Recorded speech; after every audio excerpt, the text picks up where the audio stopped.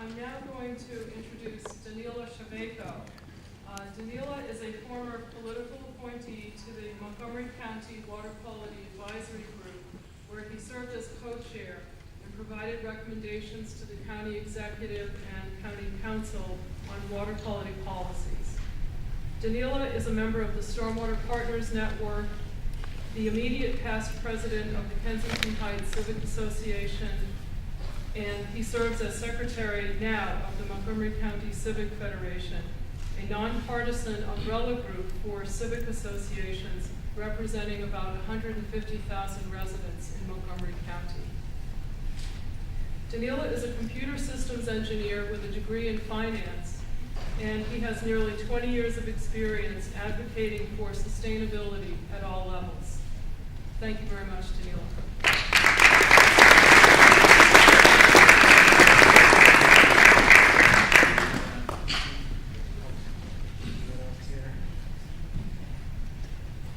Good evening, folks. How you doing? We'll just figure this technical issue out and get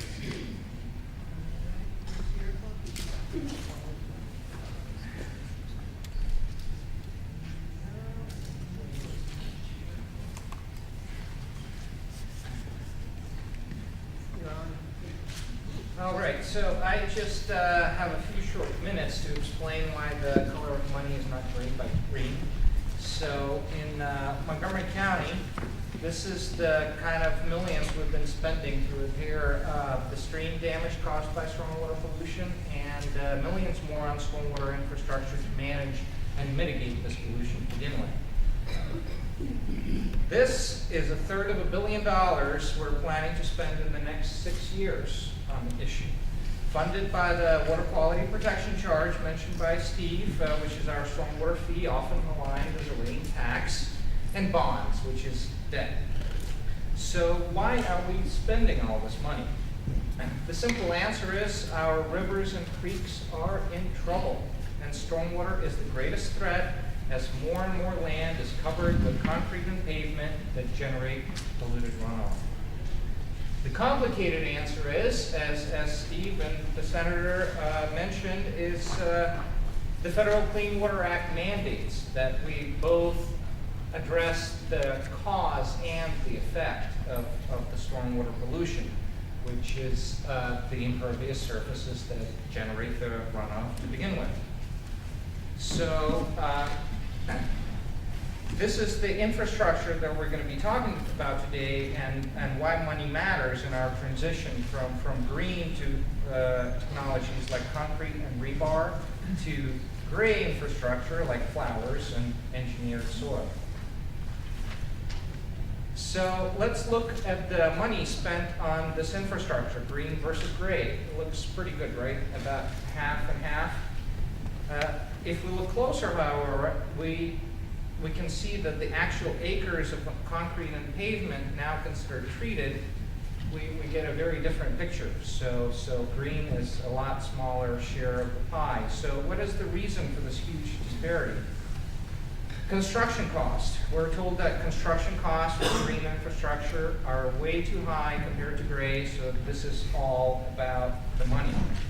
But at the same time, we have numerous studies from credible institutions like the Chesapeake Bay Commission and the Corps of Engineers saying that green can be less expensive than gray. So where is the disconnect? Well, there are a lot of factors that are included in construction costs. That's a whole nother presentation.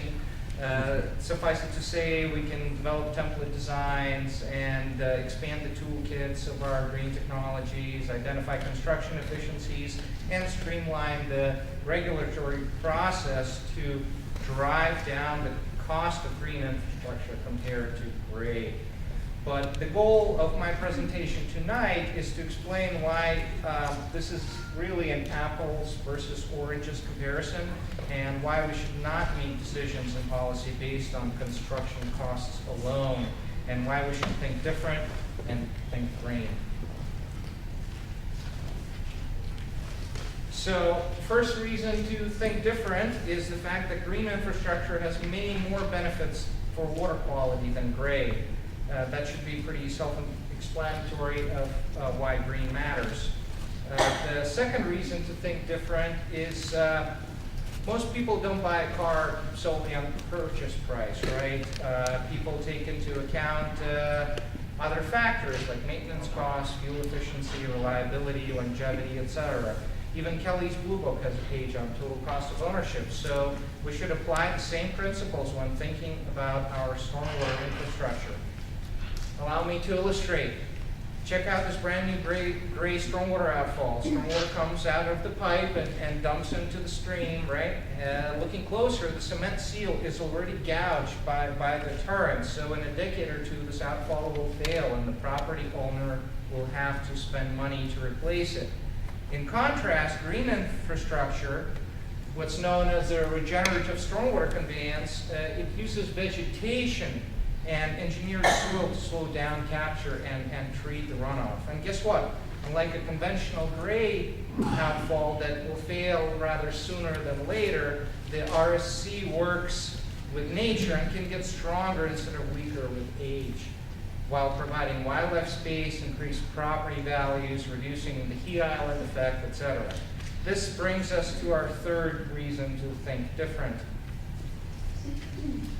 Unlike gray infrastructure, green technologies have numerous quantifiable benefits that go beyond water quality, and that's what the senator was talking about. So we need to base our policies on a cost-benefit analysis. Here is a simple example. This is the National Tree Benefit Calculator. All you need to do is enter your zip code, tree species, and size, and the calculator will show all the benefits of your tree in economic terms. So as you can see, air quality, electricity, stormwater, greenhouse gas emissions, etc. And here is a more complicated example to help you see what I'm talking about. This is designed for the new headquarters for Park and Planning and Department of Environmental Protection in Wheaton. So we thought we could do better with the design, and we came up with this. Looks beautiful, right? But that was not our objective. Our goal was to use every device in the green infrastructure arsenal to show that we can capture rainwater at the source and prevent any stormwater pollution from occurring at all, even in our county's most dense and urbanized communities. But what we designed for stormwater has all these other benefits. Imagine eating dinner, enjoying the sunset in a meadow at a rooftop restaurant with a view beyond the Potomac. That should surely boost the property values, right? While providing wildlife habitat, reducing the heat island effect, decreasing heating and cooling costs, and stimulating retail activity. The point is, green beats gray on the benefits. What's more, even the General Services Administration agrees that benefits of green buildings and infrastructure far outweigh the costs. So a cost-benefit analysis should be considered when we spend the next $3 billion. And this brings me to my fourth and final point. While gray infrastructure is cost and expense, green infrastructure is an investment that we make, which means it generates a return and creates value. Let's use trees as a simple example again. And a healthy urban tree using Silvacell technology that has a payback period and a positive net present value that increases as the tree gets bigger and bigger. So money does grow on trees, folks. Here's some more federal research. Green roofs have a net present value and generate an annual internal rate of return of 5.2%. Not bad for a low-risk investment, right? In fact, the business case for taxpayer green roof investment has been around for a while. One study after another says that the future is banking on green. You want even better news? All of these technologies are already here. This Japanese building inspired our design for the new DP headquarters. It exists. It is real. In fact, modern green roof technologies have existed for over 60 years. This is Germany. They've mandated green roofs in some municipalities for over half a century now. Why do you ask? Because green infrastructure makes business sense. Decreased energy use, increased efficiencies, increased property values, climate change effects, and that holy grail of environmental advocacy, green jobs in the hundreds of thousands. Today, 10% of all flat roofs in the entire country of Germany are vegetated. And that brings us to the last big number I'm going to show tonight. That's $1 trillion, the value respected economists put on the Bay, the nation's largest and most productive estuary. At the end of all the number crunching and the hard work, this is our ultimate payback. And we're going to get there by being green and being smart with our money. So to make this future a reality, we must think different and do two things: promote green stormwater technologies and support policies based on rational economic principles and sound financial practices. Thank you.